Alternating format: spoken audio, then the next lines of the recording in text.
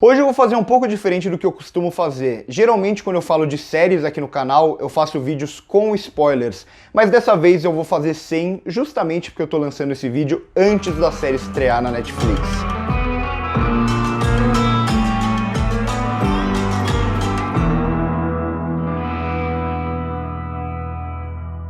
Quem acompanha o canal há mais tempo sabe que eu não sou um grande fã de maratonar as séries. Eu gosto de assistir a série com um pouco mais de tempo para analisar cada um dos episódios e sentir cada um dos episódios, o que ele tem para me entregar. Mas ainda assim eu acho que essa série é uma série que funciona muito bem no formato de maratona também, justamente porque cada episódio termina e você tem vontade de continuar assistindo. Além disso, eu gosto também do formato aqui de minissérie, porque essa não é uma segunda temporada de A Maldição da Residência Hill. Essa série ela não tem nenhuma ligação direta com aquela série, a não ser o seu criador, o Mike Flanagan, e alguns dos atores aqui do elenco. Então é como se fossem duas minisséries dentro da mesma série. Essa série que em inglês se chama The Haunting e no Brasil se chama A Maldição, mas que tem duas histórias completamente diferentes, como minisséries mesmo. E falando no criador da série, o Mike Flanagan, ele é pra mim um dos melhores nomes do terror atualmente. Eu já falei dele no canal algumas vezes, ele que é o diretor de Doutor Sono, que tem crítica aqui no canal.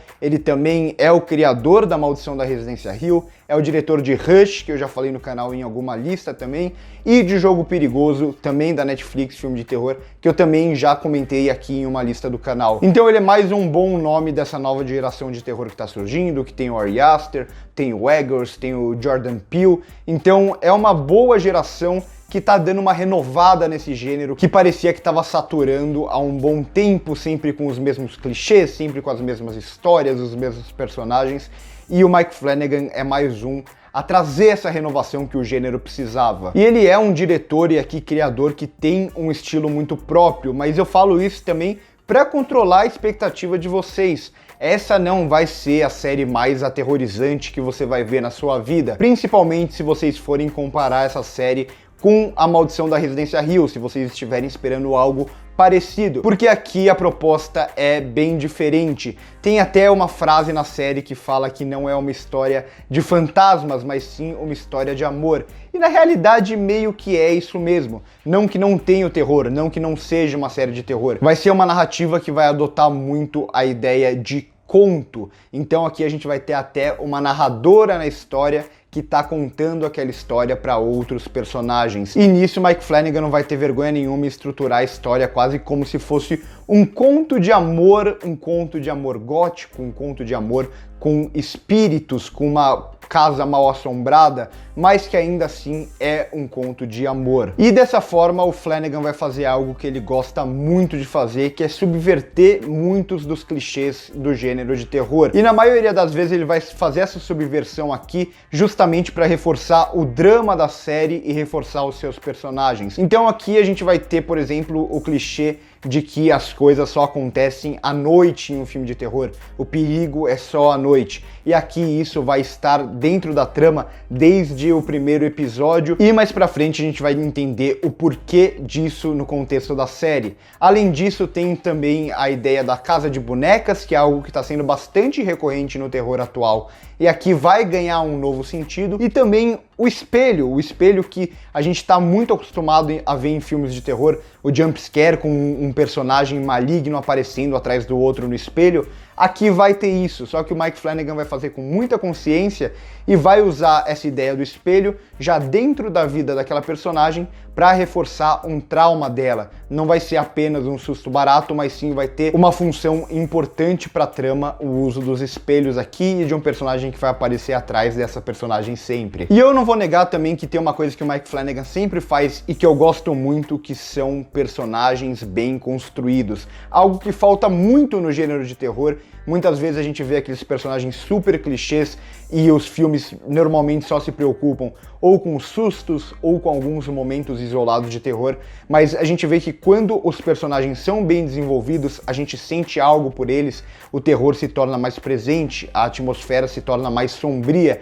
e aqui não só os personagens são muito bons, como as interações entre eles. Então a gente vai ter a bela relação entre a Dani e a Jamie, que vai crescendo aquela tensão sexual. Também vai ter aquela ideia de amor não correspondido entre a Hannah e o Owen, aquele amor entre os dois que parece que nunca pode ser concretizado. A bela relação entre os dois irmãos, que parecem ser os dois únicos que sabem do mal que aparece nessa casa. Vai ter também o relacionamento abusivo entre o Peter e a Rebecca, que carrega um subtexto super atual. E aqui uma curiosidade, o Oliver Cohen, que faz o Peter, ele também fez O Homem Invisível esse ano, que ele também era um marido super abusivo lá naquele filme, que também tem crítica no canal, um dos melhores filmes do ano, na minha opinião. Além disso, vai ter também os traumas do tio, que a gente vai entender o melhor porquê daquilo, e até o monstro aqui da série, a gente conhece mais sobre ele durante todo um episódio, a gente entende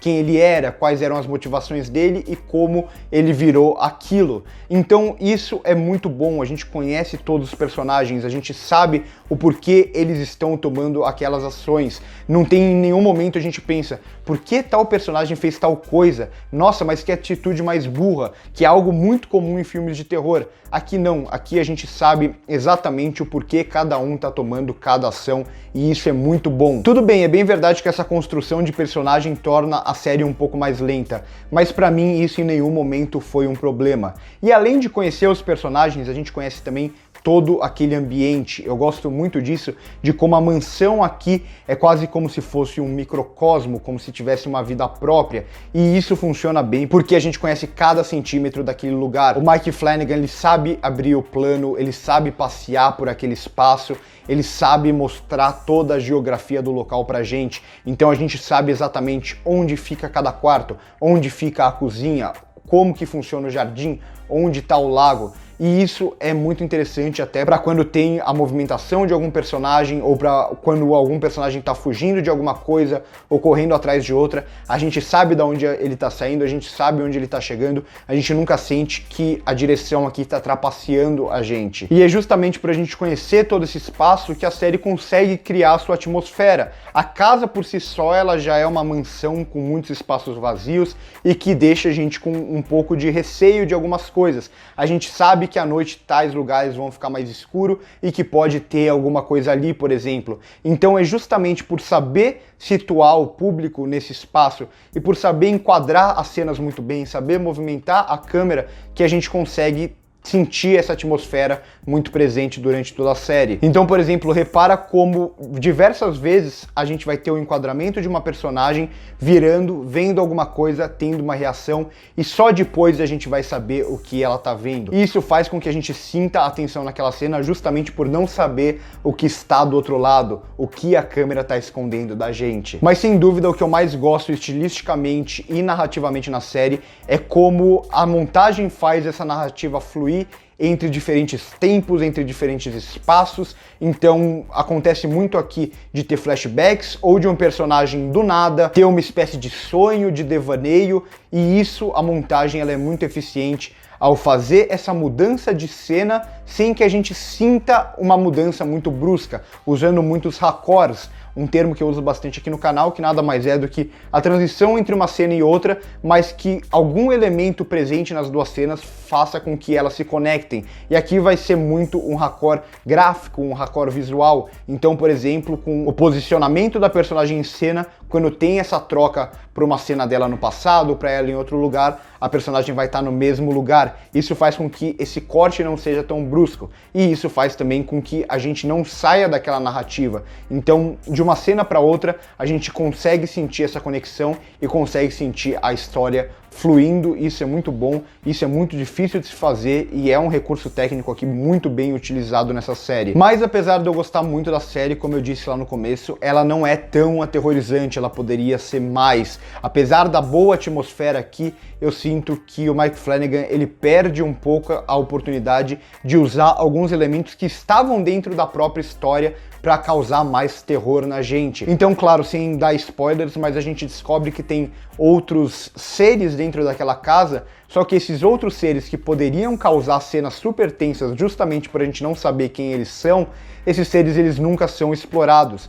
Em um enquadramento, em um momento aqui, ou em outro momento ali em uma cena, mas muito pouco para causar toda essa tensão. E isso faz com que principalmente os 4 primeiros episódios eles acabem sendo mais uma construção dramática daquela situação do que contendo momentos realmente aterrorizantes. E isso fica ainda mais salientado se a gente comparar com A Maldição da Residência Hill, por exemplo. Lá a gente sabia que tinha vários elementos de terror, vários personagens, vários fantasmas, mas a gente não conhecia direito sobre eles. E era isso que causava muita tensão na gente, mesmo que lá eles também não recorressem a jumpscare, que é um recurso que eu não gosto muito. Então se a gente pegar o personagem do Oliver Cohen lá, por exemplo, ele tinha uma espécie de fantasma, um homem torto, um homem alto, que a gente não sabia direito como ele funcionava, o que ele representava para aquele personagem, mas a gente sabia que tinha um perigo presente ali, e a gente via aquele personagem perseguindo o personagem do Oliver Cohen, e isso criava cenas super tensas. Isso falta um pouco aqui na Maldição da Mansão Bly, mas ainda assim, uma série muito boa, gostei bastante, prefiro A Maldição da Residência Hill, mas o Mike Flanagan mostra mais uma vez que ele é um dos grandes nomes do terror atualmente. Vou dar uma nota 8 para a série, para quem gosta de terror, para quem gosta de séries, vale muito a pena assistir. Curte o vídeo se gostou, se inscreve no canal se ainda não é inscrito e comenta aí embaixo, vocês gostaram da série, não gostaram? Vocês acharam que ela é realmente aterrorizante ou ela poderia ser mais aterrorizante? Vocês gostaram dessa construção dramática dos personagens?